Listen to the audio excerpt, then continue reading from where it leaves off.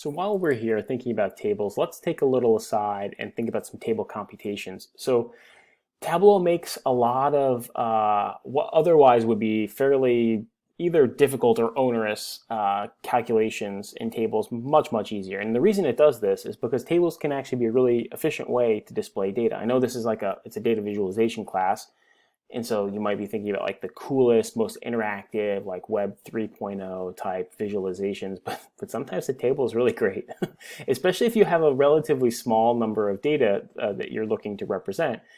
Visualization can be overkill. You know, it's this low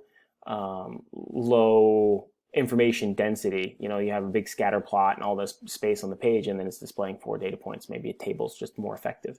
So let's see how we can build these tables and see some of the functionality that Tableau builds in. So let's drag region to rows and GDP billions up to text. And again, the default aggregation function here is sum. So this is the sum of all GDPs in Africa in the entire data set. So this is across all countries and across all years. And we could verify this fact by looking at the data itself with view data. That's not quite what we care about here. Let's start manipulating this table. The most straightforward manipulation is just to sort the table. So again, we would want to sort the rows differently, changing from alphabetical, which is the default, to, for instance, sorting by GDP. If our goal was to highlight very high GDP numbers or very low GDP numbers, if our goal instead was to aid the viewer in just looking up a particular value, like in a report, we should keep it as alphabetic lexicographic. So how do we do this? All right, well, let's go to, there's a couple ways. We can say region, sort, and then we can sort by a field, and we can sort ascending or descending. Notice that if there were many different fields here, we could sort by anything we wanted. In fact, we can sort by anything we want. But this is such a common operation that there's a little hook that's faster. So if we hover over region here, you can see this, this icon changes. So we have right now A to Z, Z to A, if we click again. But if you click the little triangle right next door, you can sort by field, GDP, and then you can sort that ascending or descending however you like. So there's a couple different ways to do equivalent things. And speaking of this, I mean, there's lots of different ways to do all sorts of different things, but there are many different ways to think about percentages of the total across various dimensions. So let's add another element to the mix here, and we're going to drag country region to rows as well. So notice here that a couple things have happened. We have sorted by, we still have the same sorting, but we now have all the countries in here, and these countries are not sorted, so we'd have to resort if we wanted to do that. So let's do percentage of total in a couple of different ways. So what we would want to do here first is go up to your ribbon at the top. So one of the downsides of Canvas Studio that I'm recording these videos in is I can't actually record that top ribbon, the thing that says File Data Worksheet, here on my Mac. So if you go to File Data Worksheet, there's one called Analysis, and you can actually see kind of the edge of it for me. We're looking for percentage of, and we want column, percentage of column. And if we do this, these values now are the percentage of the entire world GDP represented by this particular country across all years. So for instance, Canada accounted across all years in the data set, accounted for 2.46% of global GDP. This is the overall piece here. It becomes a little bit easier to see if we go to Analytics and then Totals and drag this to Subtotals. So now if we go down here, so this Analytics is actually giving us the subtotal for this pane here. So everything in the Americas all together represent 35.9%. So that's the sum of all of these different pieces here. Each one of these different things. And what other ones do we have here? So you could do grand column total. So if we scroll down, it's going to be the grand total of the entire column. So before you take a sneak peek, make a hypothesis about what you think that should be the sum of this column. And if we go to verify our hypothesis, it should be 100% because we're looking at the percentage of all of these pieces. Now, we can do some more interesting things here too. So if we go back up to analysis and we say percentage of, and instead we say pain. Now this is a more interesting piece here, and the numbers have all changed. So what's going on here? So I say percentage of pain. The pain is this thing, like the Americas. Once I've made this change, this percentage now represents the percentage of the Americas GDP represented by Argentina. So this is no longer of the global GDP. This is of just the inside the Americas. So notice that we did Canada earlier. We'll do Canada again. So Canada accounted for 2.46% of global GDP, but it accounts for 6.85% of the GDP in the Americas. So it's a bigger percentage of the Americas, obviously, than it is of the whole world. And if we scroll down to the totals here, the total within each pane now is 100%. And if we scroll down to the grand total, again, it's 100% of the 100% because we've added up all of these pieces.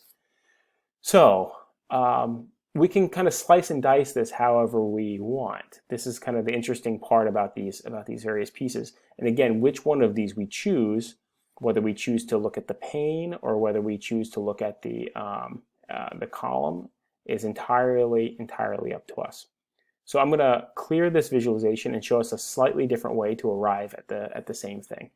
So I'm going to say region again, and year again. We'll put year as rows again. I'm sorry, got ahead of myself. Country region as rows. Great, and GDP billions as text. Great. So we can also do this in another way. So let's instead go down here to say quick table calculation, percentage of total. And this percentage of total here is like, okay, so what is this representing? You know, like what's going on overall? And again, maybe the easier way to do this is to start putting some totals in. So if we put the subtotals in for each one of our panes, okay, so it's like 2.4%. And if we scroll down to the Americas, 35%. So this is what we saw earlier. So this is the same, like when we say, let's go to Canada again. This is the same 2.46 that we saw earlier. If we wanted to compute this separately for each one of the panes, we would say no longer quick table calculation, but we want to say compute using. And then right now we're using the whole table, but we could easily say the pane as well. And again, that changes the 2.46 to the 6.85. So these are two equivalent ways. We can use the analysis dropdown, or we can use the quick table calculation, percentage of total, but then compute using either table down or pane down. Both of these achieve equivalent results. But we can get even kind of more interesting here, like that we can get more and more interesting pieces if we start looking at both rows and columns and start thinking about not just table down and pane down, but we can think about down versus across. So let's clear this visualization and do another one. So we'll do region as our rows, and year now as our columns, and GDP as our text. Oops, see why I did the billions? This is like too messy. So we'll do GDP billions as text. Okay, so in this particular case, we now have two dimensions, rows representing space and columns representing time. And we can do the same thing that we did earlier. So if we go to analytics and totals, now notice we have no longer have subtotals because we don't have panes, but we have column totals and row totals. So let's do the same thing. Let's do both of them actually. So notice that what we can do here, we have two ways to split this up. We have the same thing that we saw earlier, which is the grand total by region, but now we also have grand total by year. This is really helpful. So the question is, if we go to quick table calculation now and we say percentage of total, what happens? Notice that by default, we look across. So if I say percentage of total, percentage of what total?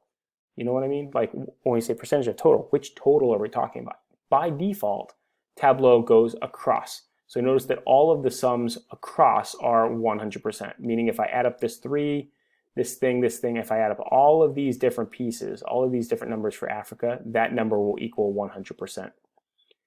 these numbers down here are saying that on the entire data set, the year 2000 represented 4.95% of total GDP in the entire data set. Now, the issue is that maybe we want to flip these things. So how would we do this? I would go to compute using, and instead of table across, I want table down. Notice now that we no longer have row-wise sums to 100%. We have column-wise sums to 100%. So this is our kind of exact opposite piece here. We have the column sums being 100%, and then the row sums being whatever they want. And again, remember, this is exactly what we saw earlier, which is the Americas were 35.9%, Europe was 32.7% of global GDP across all years. And now each one of these is saying within each year what percentage did each region represent. So if we go up here to show me, and we go to, so show me actually also does the tables. It's not just visualizations, although we could do that too. It'll also show us tables, which gives us this nice color coding, which is really, really nice. The only problem is the row and the totals disappear. You can put these back if you want, but they disappear by default when you make your visualization. And the one other thing that I want to point out here is if we go here to compute using, and I change this from we're currently doing down to across, notice that the values have changed in the table, but the colors have not. And so you have to remake the visualization if you want to do this. So we'll just get rid of these things here, and we can go like this. Notice that in this case, again, we lost our row and some row and column sums, but the colors are now consistent. So Tableau, I don't know why. I need to like put in a bug report or something, but it just doesn't update when you change the computation. Those aren't live colors for whatever reason. So we can compute using across, we can compute using down, we can compute using panes. We have all these other things, but there's one other that I want to show you, and that is percent difference from a fixed point. So let's clear this sheet, and I'm going to say GDP billions to text, year goes to columns, and we'll do region to rows. So this is the same thing that we had just a moment ago. And I'm going to do the same thing, except my quick table calculation here is going to be the percent difference. And so the difference here you're saying is difference from what? So it's the difference from year 2000. So it's all relative to something. So if we say compute or relative to, I'm sorry, I misspoke actually. So the default I had remembered as it's all relative to 2000, but it's not. It's relative to the previous year. So this is year-on-year change. So 2001 was 5% lower than 2000. 2002 was 1.67% higher than 2001, and so on and so forth. You can see the 2008 financial crash, where the global GDP, especially in Europe, Middle East, Oceania, shrank quite a bit. If we want to change this all relative to, for instance, the first value relative to 2000, you can see that in 2000, there's no change from year 2000. We shrank, and then we grew, and then by the end, by 2012, we're at Africa's economy is 270% larger than it was in year 2000. So again, these are the types of things where, given particular kind of reporting context that you might want to operate in, this kind of percent difference or total by row or total by column or year-on-year change or change from a particular date, all of these things could be useful, and it's just kind of a matter of having these tools at your fingertips and practicing them so that when they come up, they're readily available. So more on all of this as we move through the semester, but it really is time to move on to visualizations in Tableau. Like, how do we actually think about level of detail in visualizations themselves?